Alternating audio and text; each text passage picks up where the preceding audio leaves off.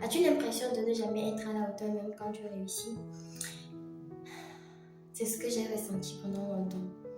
Aujourd'hui, je vais t'expliquer le phénomène qui te fait ressentir cela, pourquoi il est si courant et comment il te bloque. Bonjour et bienvenue sur ma chaîne. Aujourd'hui, je vais te parler d'un phénomène qui touche énormément de personnes, même des gens qu'on admire. Je vais pas trop garder le suspense, c'est le syndrome de l'imposteur. Si tu as déjà eu l'impression de ne pas mériter ta réussite, reste jusqu'à la fin de cette vidéo, car je vais te montrer comment l'identifier et pourquoi il est si important d'en parler. Qu'est-ce que le syndrome de l'imposteur?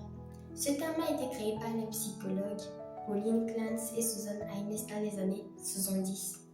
Elles ont découvert que même les personnes ayant des réussites impressionnantes peuvent ressentir ce sentiment d'imposture. C'est un état d'esprit qui touche tout le monde. Ça ne trie pas. Tout le monde. Des étudiants aux entrepreneurs, en passant par des artistes. Le syndrome de l'imposteur, c'est ce sentiment persistant de ne pas être légitime malgré les preuves de réussite. Oui, c'est cette voix intérieure qui te dit que tu n'es pas assez bonne pour ou tu n'as pas mérité ça. En 2023, j'ai créé ma première chaîne YouTube. J'étais tellement en impostrice qu'en quelques vidéos postées, j'ai supprimé ma chaîne. Tout simplement. Parce que je me sentais illégitime. Je trouvais que ce que je disais dans mes vidéos n'était pas suffisamment bien dit. Et que les gens n'avaient même pas besoin de mes connaissances et compétences dans la niche dans laquelle j'étais à l'époque. La peur de l'échec. On redoute de décevoir les autres, de se faire juger, de perdre des connaissances qu'on a acquises. Parfois, ce n'est pas l'échec en lui-même qui nous fait peur, mais la honte qu'on pourrait ressentir en échouant publiquement. La comparaison constante. Sur les réseaux, on voit très souvent la réussite des gens, mais rarement leur doute d'échec. Résultat, on se compare à des vidéos idéalisées et on se sent constamment en décalage. Frère, il n'y a pas à se comparer ainsi. Déjà, c'est même pas pareil. Les milieux sont différents. La réalité, elle est différente. Le pays, il est différent. Tout est différent. Pourquoi se comparer? Pourquoi se dire non, telle personne a ci, je dois avoir ça? Pourquoi se donner tellement de pression? Vous êtes nés dans la même famille. Vous êtes nés le même jour. Même ceux qui sont nés le même jour n'ont pas le même destin. Vous avez des chemins de vie différents. Pourquoi vouloir faire comme tel a fait?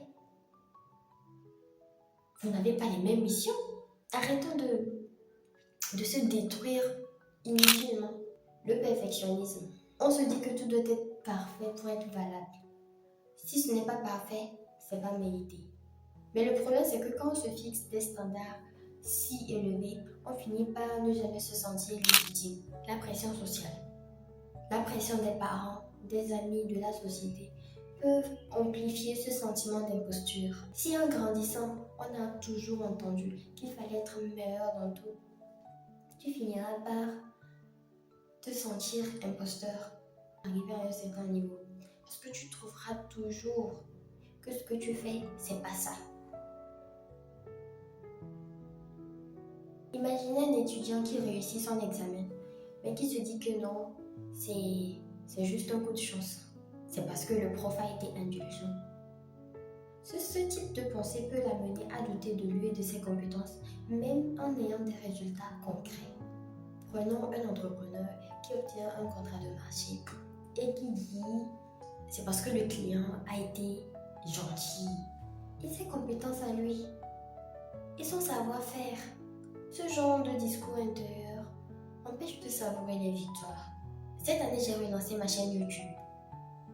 Oui. Je ne veux plus attendre d'être vraiment à l'aise à la caméra ou d'être une pro en montage ou encore de me rassurer que le partage et la diffusion de mes vidéos seront parfaits. Non. Ne dit-on pas souvent quand forgeron devient forgeron? Je ne veux plus attendre d'être légitime avant d'agir. En agissant chaque jour, je pose les bases de ma fondation et peu à peu, je monte le mur. Dans la prochaine vidéo, je vais t'aider à reconnaître les signes du syndrome de l'imposteur.